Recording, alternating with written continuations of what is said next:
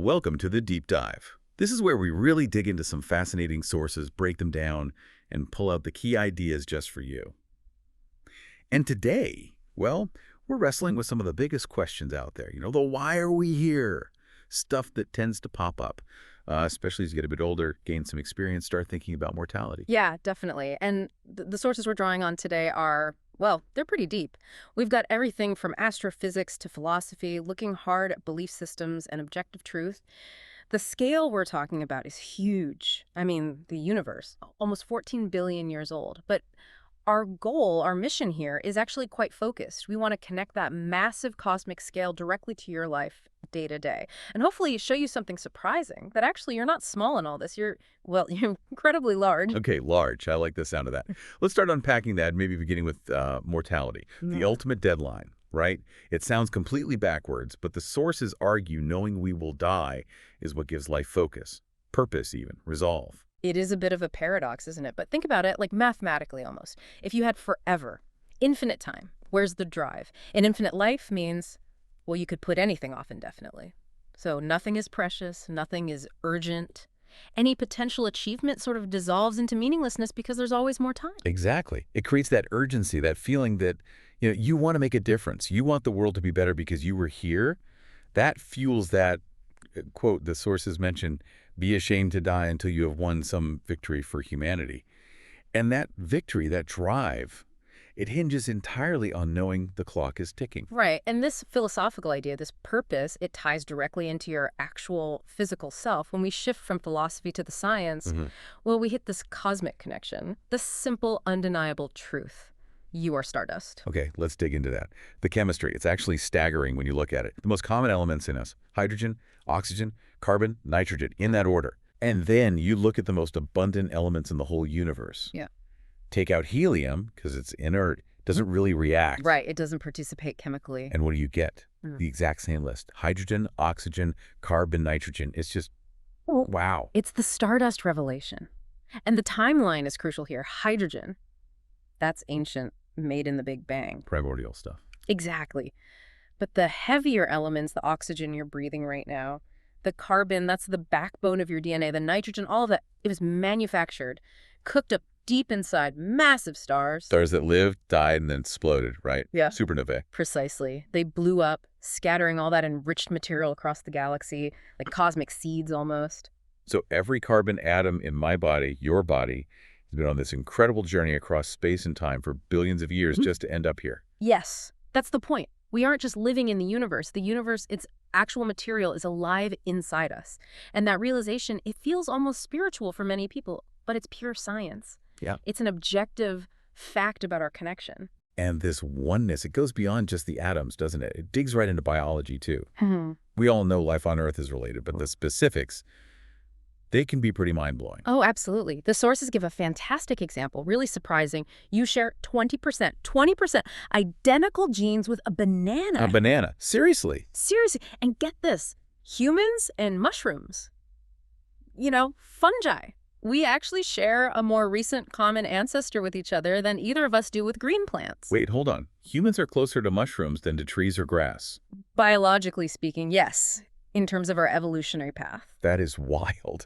Okay, so when you put that together, the universe physically built us from stardust, and we share fundamental biology with fungi and bananas. Yeah. You really shouldn't feel small looking up at the stars. You should feel immense, connected, like a piece of cosmic history walking around. Exactly. Which makes the next point from our sources maybe the most challenging one. If science points so clearly towards unity, towards connection, why are we humans so incredibly good at division? Yeah, that's the tough one. It's hard to square, isn't it? The sheer amount of effort throughout history. Finding reasons to separate, to oppress. Skin color, religion, where you were born, how you talk, what you eat. It seems almost desperate, this need to divide, especially when you take that cosmic view. And that's why that cosmic perspective is presented as such a powerful antidote. Like the astronauts reported feeling, looking back at Earth from orbit or the moon, you just see land, water, clouds, no borders, no countries. This Earth. Just Earth. And suddenly all the fighting over, lines drawn in the sand.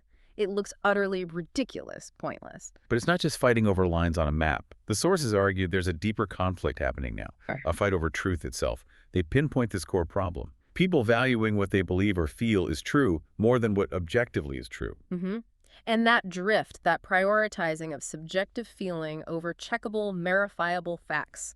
The sources call it, pretty bluntly, a recipe for the unraveling of civilization. Strong words. Yeah, because if we can't agree on basic objective reality, how do we solve problems together? How does society function? Shared reality just fractures. And we're seeing examples of this. The sources brought up some pretty concerning stats about belief systems impacting major life decisions.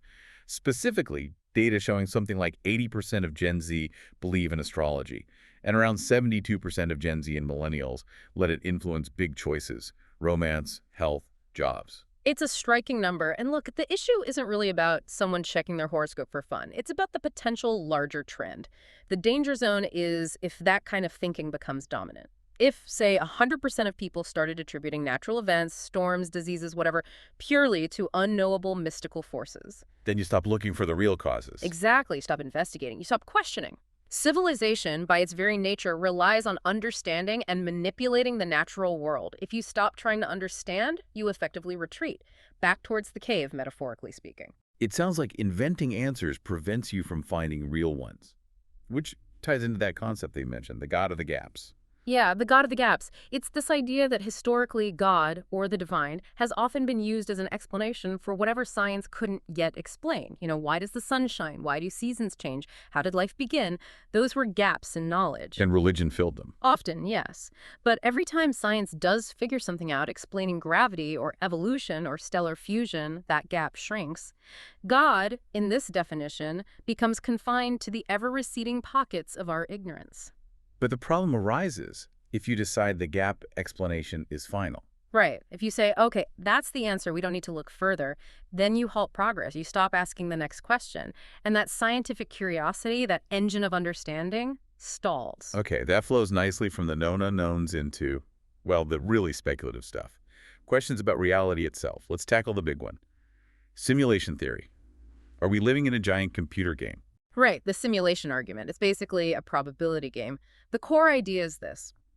If any civilization, anywhere, ever reaches a point where it can create realistic, simulated universes. Like ultra-realistic sims where the characters think they're real. Exactly. Complete with consciousness, free will, the whole experience, if that's possible, even just once. Then logic suggests they wouldn't just make one simulation, they'd make tons, maybe simulations within simulations, an astronomical number of simulated realities. Okay. So you have potentially billions upon billions of simulated universes and only one original base reality that started it all. Which means the odds are overwhelmingly likely that we are. One of the simulations, not the original real deal.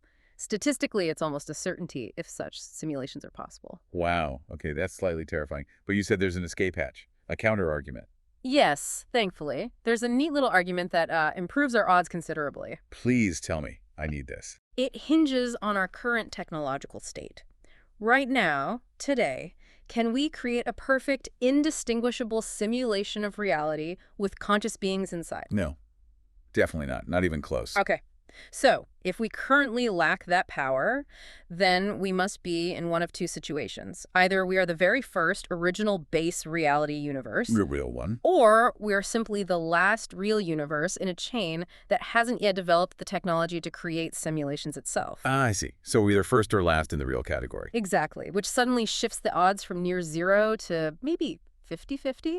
It puts us back in the game of being real. Okay, 50-50. I can live with 50-50. That feels much better. It does raise a cool thought, though. If we are base reality, maybe our purpose, the universe's purpose, is eventually to become capable of creating those simulations. Like, the point is to become the simulator. That's an elegant way to think about it, yeah. Resolves the paradox nicely. But speaking of reality, let's bring it back down to Earth for a moment. We need to address a very direct question for you, the listener. A practical one. What's the probability you'll get to another planet, like Mars, in your lifetime? And the sources here were pretty blunt, based not on rockets, but on history and economics. The answer they give, essentially zero. Yeah, it's stark. And it boils down to why humans undertake huge, incredibly expensive, decades-long projects like going to the moon or Mars. History shows it's almost never just about exploration or curiosity. There needs to be a major geopolitical driver, usually economics or defense. You just have to look at the past. The Apollo program landing on the moon. Why did it happen then? Cold War, the space race. Right. It was a direct response to the Soviets getting ahead early on. Proving technological dominance was a national security issue.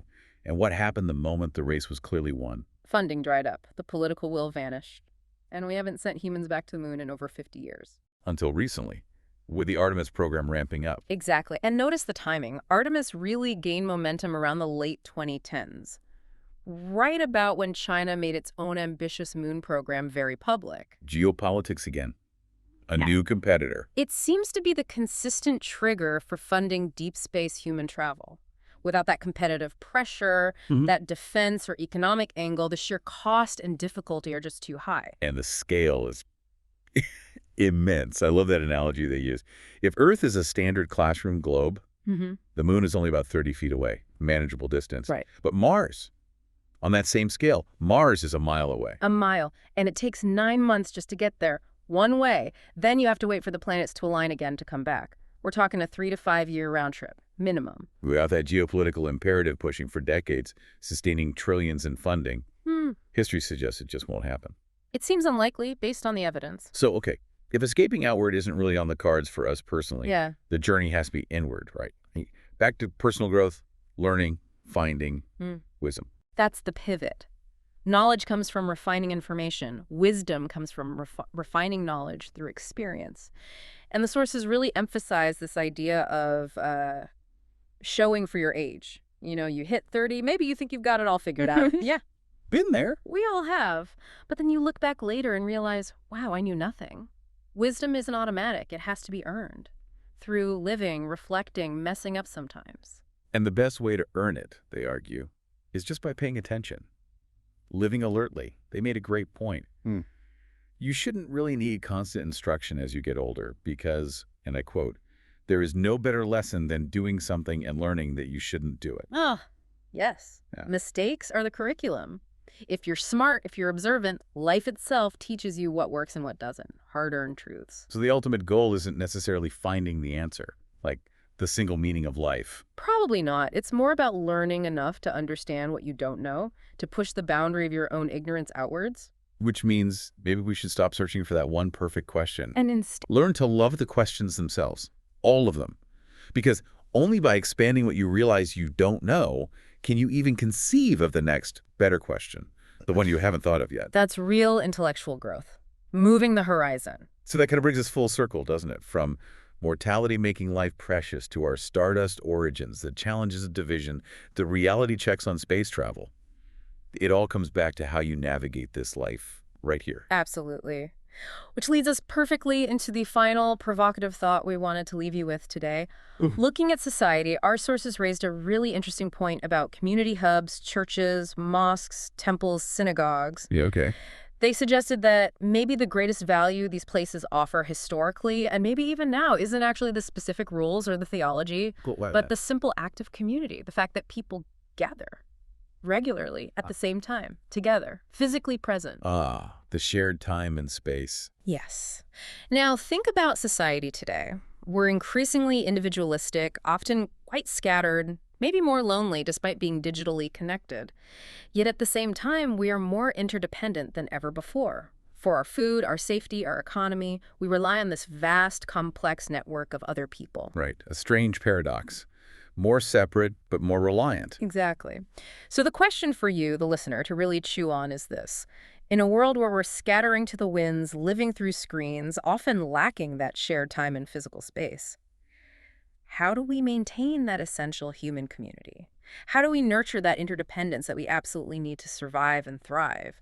How do we keep that connection strong without those traditional gathering points? Or maybe how do we create new ones? That's the challenge, something to think about. A perfect place to pause. Thank you for joining us on this pretty deep dive into existence, the universe, and our place in it all. Keep asking those questions. Keep that curiosity alive. We'll see you next time.